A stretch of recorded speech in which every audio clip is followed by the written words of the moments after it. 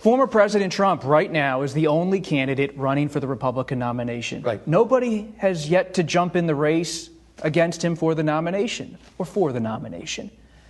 Are Republicans afraid of former President Trump to take him on? Are you afraid of taking on former President Trump? If you say you're going to take months now to listen. You know, the only thing we've decided for sure is that we weren't going to let anybody else make our decision for us. And, you know my approach to politics, at least over the last 20 years.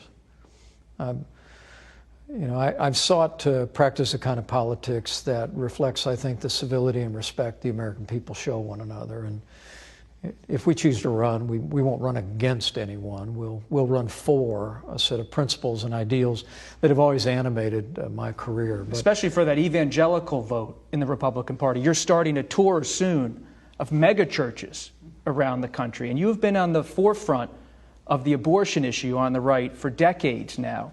We're in the backyard not only of former President Trump, but of Florida Governor Ron DeSantis. And last year he signed legislation for a 15-week ban on abortion. As someone who's been on the right in front of that issue for so many years, did he go far enough? There's no greater cause than the cause of life. And when I think back on the record of the Trump-Pence Administration, I couldn't be more proud.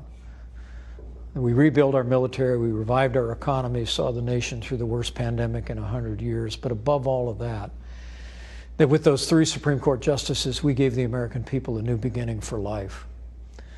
And for however much time I have left on this earth, I'm going to continue to labor in the cause of life.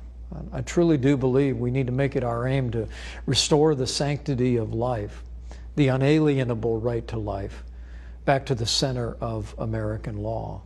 I welcome progress that's been made here in Florida, in my home state of Indiana, and all across the country. But I'll be joining some people at the March for Life next week, and I've made it very clear. It may take us as long to restore the sanctity of life to the center of American law as it took us to overturn Roe v. Wade, but I believe that far beyond the politics of that question, for the sake of the nation, we need to restore the sanctity of life.